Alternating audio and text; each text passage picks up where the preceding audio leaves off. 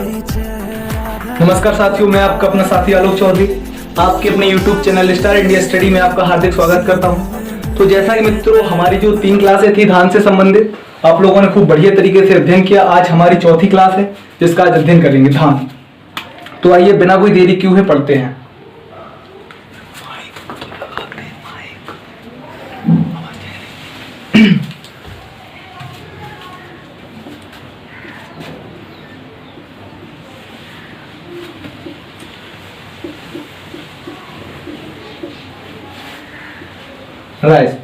अगर मोटे मोटे अक्षरों में अगर बात करें तो धान का वनस्पतिक नाम जो होता है बॉटनिकल नेम, तो इसका बॉटनिकल नेम होता है ओरेजेसेटावा फैमिली। इसकी ग्रेवनी घास कुल से संबंध रखता है।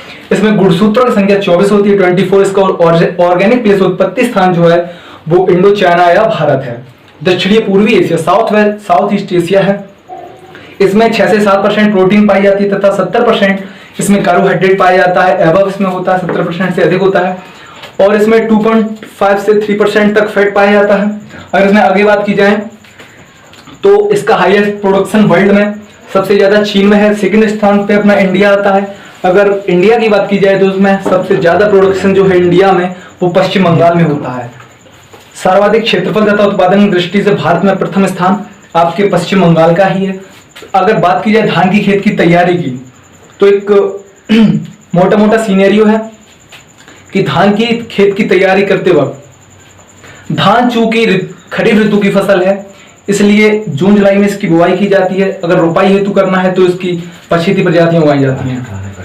तो मित्रों, रबी ऋतु की फसल की कटाई के पश्चात देसी हल से गहरी जुताई लगभग 12 से 15 सेंटीमीटर गहरी जुताई करने पर 12 से 15 सेंटीमीटर गहरी जुताई करने के बाद मिट्टी पलट हल से, उसके बाद उसको देसी हैरो से उसको एक बार फिर से जोत दिया जाता है तथा बुआई से पूर्व 2 बार देसी हल से उसको जुताई करते हैं। तथा अगर आपको कोई कंपोस्ट या गोबर की खाद है तो मित्रों उसको बुआई से 1 माह पूर्व उसको खेत में मिलाकर डाल दिया जाता है तथा उसको फिर एक बार हैरो से या देसी हल से या मिट्टी पलट हल से उसकी जुताई कर देते हैं, जिससे उससे मृदा से दबकर सड़ गलकर वो अच्छी उपयुक्त होती है। इसी क्रम में अगर आगे बात करते हैं मित्रों तो आपका धान में एक हम लोग रोगों पर पहुंच गए थे, डिजीज के बारे में बता रहे थे तथा इंसेक्ट के बारे में। अगर अगले डिजीज की बात करें मित्रों तो आपको लगता है अकोची रोग। अकोची रोग धान में हाइड्रोजन सल्फाइड की अधिकता से लगता है। बांसुक रोग नाइट्रोजन की अधिकता से लगता है। और एक लगता है इसमें बकेनी रोग, धान का बकेनी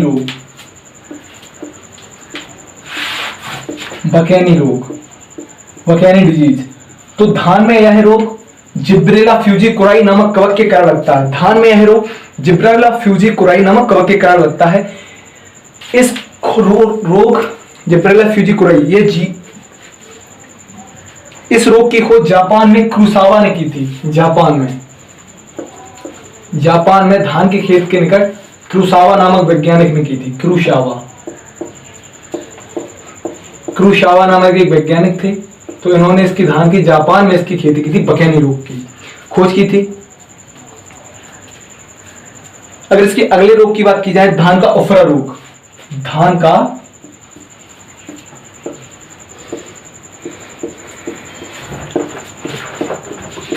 का उफरा रोग डाइटिलेंचस एंगुस्टस सूत्रकृमि के कारण होता है। ठीक है, डाइटिलेंचस एंगुस्टस नामक सूत्रकृमि के कारण होता है। एक धान में रोग लगता है टुंगरू रोग। धान का टुंगरू रोग, धान में यह रोग टुंगरू रोग वायरस के कारण लगता है। धान में यह रोग टुंगरू वायरस के कारण लगता है, जिसका वायरस का नाम है नाइफोटेटिक्स वायरसम निग्रोपिक्टस। इस रोग की रोकथाम के लिए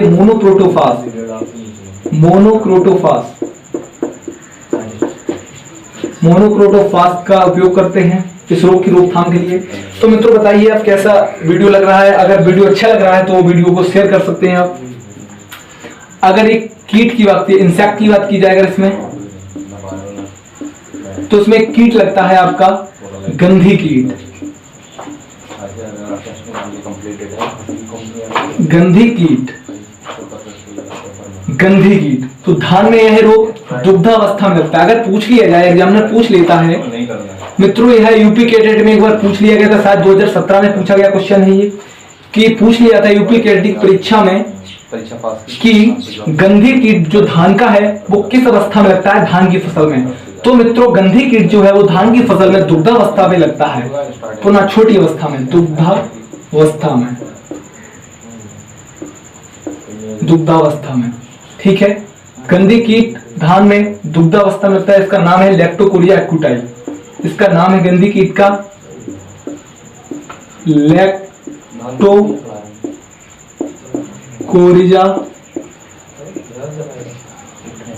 एक्यूटाई। मित्रों धान में यह रोग कीट लैक्टोकोरिया एक्यूटाई नामक कीट है। इसका गंधी कीट का वैज्ञानिक नाम है, साइंटिफिक नाम है, दुग्धावस्था में लगता है, लगभग 25 दिन 30 दिन की स्टेज पर।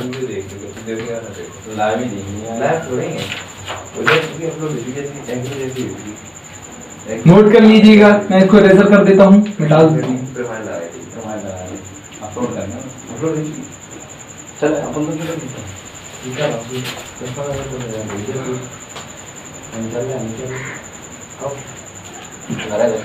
तो आइए मित्रों कुछ आगे बात करते हैं। अगर धान के टेस्ट वेट की बात की जाए, धान का टेस्ट वेट, अगर धान के टेस्ट वेट की बात की जाए मित्रों, तो ये होता है आपका 25 ग्राम। टेस्ट वेट ये होता है, यह बहुत ही छोटे बीजों के लिए उपयोग किया जाता है। टेस्ट वेट का मतलब होता है 1000 दानों का भार, उसको टेस्ट वेट कहलाता है। जैसे कि धान का टेस्ट वेट, गेहूं का टेस्ट वेट होता है, गेहूं का होता है आपका 40 ग्राम, और गेहूं के कंडवा रोग का होता है, उसका होता है 2 ग्राम। ऐसे ही टेस्ट वेट होते हैं। तो धान का जो टेस्ट वेट है वो आपका 25 ग्राम है प्रति 1000 दाना। अगर बासमती धान की बात की जाए, बासमती धान की अगर बात की जाए मित्रों, तो इसका टेस्ट वेट होता है आपका 21 ग्राम प्रति 1000 पौधा, सॉरी दाना। धान के टेस्ट वेट में सामान्यतः 25 ग्राम और बासमती धान का टेस्ट वेट 21 ग्राम होता है। तो आप इसको नोट कर लेंगे, बहुत ही अच्छा क्वेश्चन है, इंपोर्टेंट क्वेश्चन है यूपी कैडेट की दृष्टि से। अब धान की कुछ प्रजातियों की बात कर लें, तो एक धान की प्रजाति है CORH1। यह धान की प्रथम संकर प्रजाति है। यह धान की प्रथम संकर प्रजाति है, तथा ऐसी कुछ प्रजातियां और हैं 2, 3, CORH1, 2, 3 ऐसे हैं। और IR8 जो विश्व का जादुई धान कहता है, जादुई जया जो धान की प्रजाति है वो आपकी भारत का जादुई धान कहलाता है। TN1 जो वैरायटी है वो धान की प्रथम प्रजाति है, जिसका DG जीन तसाइंग चुंग से संकर करके बनाया गया है, और IR8 को DG जीन पेटा से संकर करके बनाया गया है। जया प्रजाति को डॉक्टर शास्त्री ने बनाया था, जो भारत का जादुई धान कहलाया, एंड जो IR8 प्रजाति से विश्व का जादुई धान कहते हैं। धान की प्रथम संकर प्रजाति CORH1 है। जलमग्न प्रजातियां हैं, तो जल में उगने वाली प्रजातियां, जल तो जलमग्न, जलदी, जलप्रिया आदि कुछ प्रजातियां हैं वो धान की हैं। इसी क्रम में अगर आगे बात की जाए मित्रों, तो आपकी आते हैं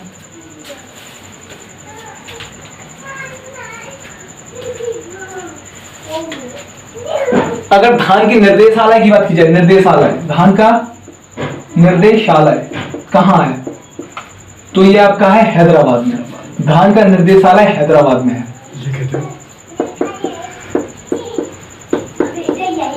धान का निर्देशालय आपका हैदराबाद में है।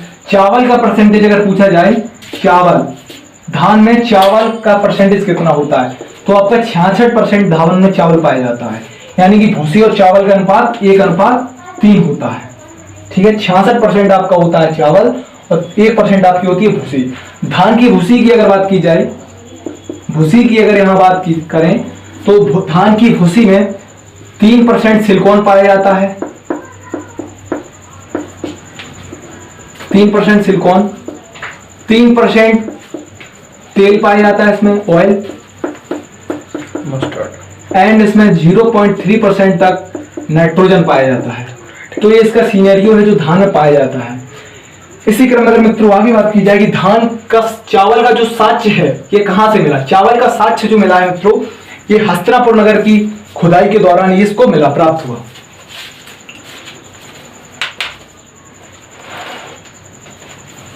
यहीं अगर धान की उपज की बात करते हैं, आप इसको नोट कर लीजिएगा, मैं इसको मिटाना चाहूंगा।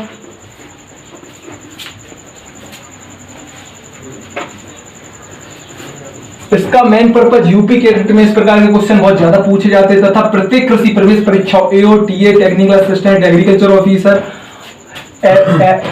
Food corporation of India, FCI आदि विभिन्न प्रकार की कृषि परीक्षाओं में ऐसे प्रकार के क्वेश्चन बहुत ज्यादा पूछे जाते हैं। तो आपके सभी परीक्षाओं के लिए उपयोगी है ये। अगर धान की उपज की बात की जाए, उपज, अगर धान की यील्ड की बात की जाए तो धान की जो उपज है वो देसी प्रजातियों की लगभग 60 से 65 कुंटल प्रति हेक्टेयर। अगर संकर प्रजातियों की बात की जाए, वैरायटी प्रजातियों की, संकर प्रजातियों की अगर बात की जाए मित्रों, तो ये आपका है लगभग 70 कुंटल, 65 से 70 कुंटल, 65 से 70 कुंटल प्रति हेक्टेयर, है ना। इसी क्रम में अगर आगे बात की जाए,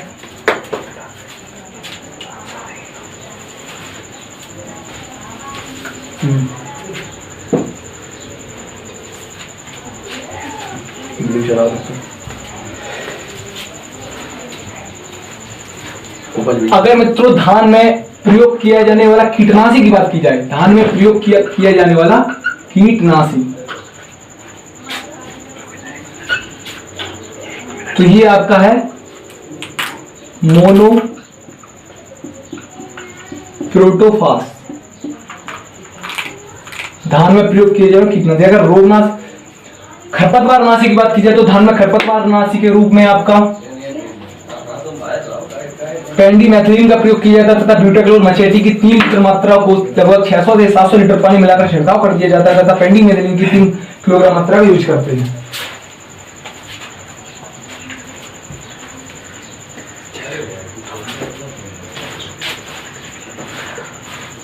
अगर धान की बात की जाए, धान क्या है, तो धान खरीफ ऋतु की फसल है आपकी। धान में स्वपरागण पाया जाता है, स्वपरागण। अगर मित्रों धान में पूछ लेता है एग्जामिनर कि धान में किस प्रकार का परागण पाया जाता है, तो धान में स्वपरागण पाया जाता है। धान शॉर्ट डे प्लांट है आपका, शॉर्ट डे प्लांट है आपका। धान आपका मतलब अल्पकालीन, इसको पकने तक वृद्धि और विकास के लिए लगभग 12 घंटे से कम के प्रकाश की दिन की अवधि की आवश्यकता होती है। लॉन्ग डे प्लांट में आपका गेहूं आता है, व्हीट। ये आपका धान जो है वो आपका शॉर्ट डे प्लांट है। इसी क्रम में अगर आगे बात करें मित्रों, तो आपका धान स्वपरागण पाया जाता है, इसमें शॉर्ट डे प्लांट है तथा यह C3 प्लांट है। C3 धान जो है वो C3 प्लांट है। इसी क्रम में अगर आगे बात की जाए धान के बारे में, तो भारत की भूमि पर लगभग 44 मिलियन हेक्टेयर क्षेत्रफल पर अकेले धान की खेती की जाती है। 44 मिलियन हेक्टेयर क्षेत्रफल पर धान उगाया जाता है। राय साहब का 44 मिलियन हेक्टेयर पर आपका धान उगाया जाता है ना। जो कृषि का भूमि है भारत की 44 मिलियन हेक्टेयर, उसमें धान ही उगाया जाता है आपका। इसी क्रम में अगर आगे बात की जाए तो धान भारत की एक मुख्य फसल है, जो कि भारत में सर्वाधिक उगाई जाने वाली फसल है, तो वो है आपकी धान। धान ही एकमात्र ऐसी फसल है भारत की जो भारत में सर्वाधिक उगाई जाने वाली फसल है। विश्व में सर्वाधिक धान एशिया में उगाया जाता है आपका, एशिया में भी दक्षिणी पूर्वी एशिया में आपका सबसे ज्यादा धान उगाया जाता है, लगभग 90%। धान की विभिन्न प्रकार की प्रजातियां, धान में विश्व में धान की 24 प्रकार की प्रजातियां पाई जाती हैं, जिसमें केवल 2 की खेती की जाती है, ओराइजा सटाइवा, ओराइजा ग्लेवेरिमा, ओराइजा ग्लेवेरिमा। ये धान की कुछ प्रजातियां हैं आपकी, ओराइजा ग्लेवेरिमा, ठीक है।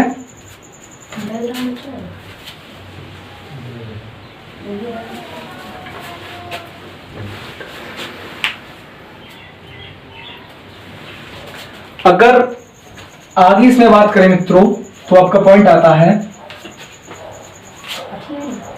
आप जब पढ़ा करें तो एक पेन और रफ लेकर बैठा करें, क्वेश्चन को नोट कर लिया करें जो इंपॉर्टेंट हो, और आवाज पर ज्यादा ध्यान दिया करें। मैं यहाँ पर कुछ भूल भी सकता हूँ, नहीं लिखें, लेकिन आप सुने। धान का रिसर्च इंस्टीट्यूट कहाँ है भारत में? तो central rice research institute, CRRI, central rice research institute जो है आपका, वो आपका कटक उड़ीसा में है। कटक उड़ीसा, वो आपका कटक उड़ीसा, उड़ीसा की राजधानी भुवनेश्वर है। अगर इंटरनेशनल राइस रिसर्च इंस्टीट्यूट पूछ लेता है आपका examiner, international rice research institute, तो विश्व में धान का रिसर्च इंस्टीट्यूट निर्देशालय कहाँ है? तो ये आपका है फिलीपींस, मनीला।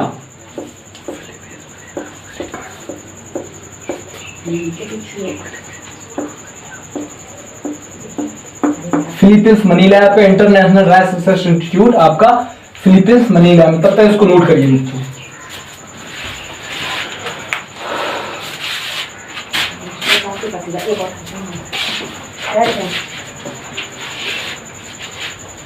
आगे कुछ पॉइंट है, धान में कितने प्रतिशत नमी होने पर उसकी कटाई की जाती है? तो 20% धान में जब नमी हो तो उसकी कटाई करते हैं, हार्वेस्टिंग।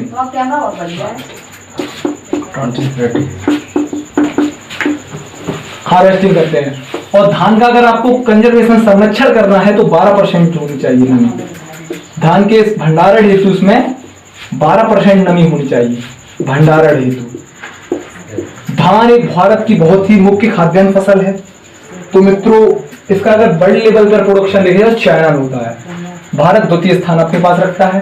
तो आपको ये वीडियो कैसा लगा? धान की कुछ लाइव क्लास भी जाएंगे, खेतों पर जाएंगे, फार्म पर आपको वहां दिखाएंगे, नर्सरी के बारे में क्लास चलेगी, उसका अध्ययन करेंगे। तब तक के लिए नमस्कार।